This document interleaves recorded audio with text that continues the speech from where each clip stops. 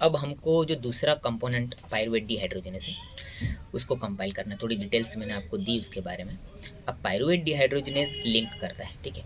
और यहाँ पे जो मैंने आपको बताया कि उसका जो डिहाइड्रोजनेस का था ग्लिसरॉल्डिहाइड 3-फॉस्फेट डिहाइड्रोजनेस, तो वो डिहाइड्रोजनेस को हम ऑक्सीडेटिव से रिप्लेस करेंगे।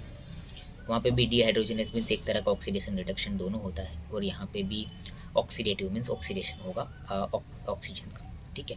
और फिर ऑक्सीजन का वैसे ही होगा, क्या कहते हैं, वहाँ पे डिहाइड्रोजनेस में क्या होगा कि थोड़ा क्लियर कर दूँ इसको। इसलिए होगा कि डिहाइड्रोजनेस इसलिए बोलते हैं कि हाइड्रोजन रिमूव होता है। अब जब हाइड्रोजन रिमूव होता है तो जिस पार्ट में से हाइड्रोजन रिमूव होता है उस पार्ट का ऑक्सीडेशन होता है। क्यों ऑक्सीडेशन होता है?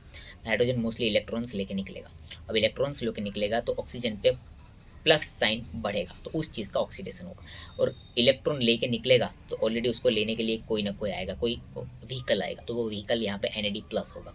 तो वो NAD प्लस में से वापस वो NAD हो जाएगा, या उसके बाद और उसका रिडक्शन होगा और NADH हो जाएगा। तो वो प्लस में से उसकी साइन घटेगी, तो उसको हम रिडक्शन बोलते हैं। तो उसी तरह ये हो गया ग्लिसरॉल्डिहाइड 3-फॉस्फेट डिहाइड्रोजनेस।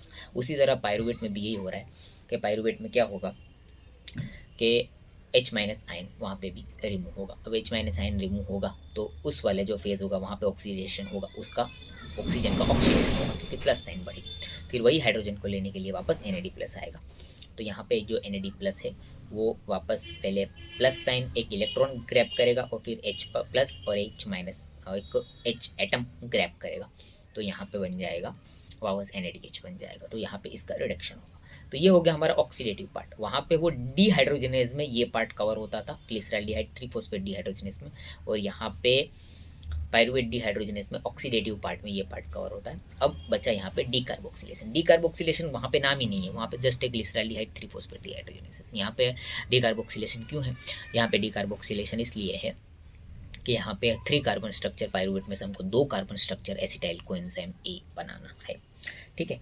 तो pyruvate plus NAD plus plus coenzyme A, उसमें से पायरुवेट डिहाइड्रोजनेस एंजाइम लगेगा और वहाँ पे बनेगा एसिटाइल कोएंजाइम ए। कार्बन डाइऑक्साइड रिमूव होगा। कार्बन डाइऑक्साइड रिमूव होगा, इसके लिए इसका नाम है ऑक्सीडेटिव डीकार्बोक्सिलेशन, और एंजाइम का नाम है पायरुवेट डिहाइड्रोजनेस।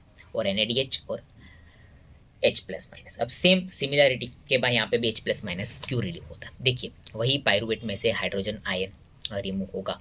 तो जब हाइड्रोजन आयन रिमूव होगा तो पायरुवेट इज बिकम इनस्टेबल।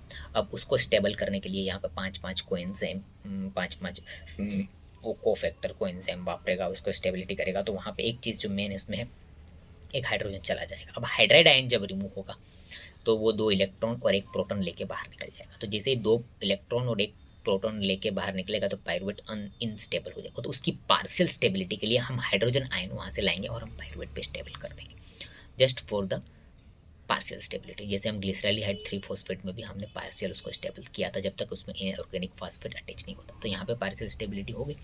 फिर हम क्या करेंगे, और उसका पार्ट जब वो, तो यहाँ पे आप समझ लीजिए वैसे ही 2 रिएक्शन साइड बाय साइड होती है। एक हाइड्रोजन रिमूव होता है, हाइड्राइड आयन रिमूव होता है, और एक कार्बन डाइऑक्साइड रिमूव होता है। जैसे हाइड्राइड आयन रिमूव होगा, हाइड्राइड आयन रिमूव होगा जैसे ही उसको स्टेबल करने के लिए वहाँ पे हाइड्रोजन का कंपोनेंट आएगा, और वहीं से डीकार्बोक्सिलेशन भी साथ में होगा, वहाँ पे TPP भी यूज़ होगा।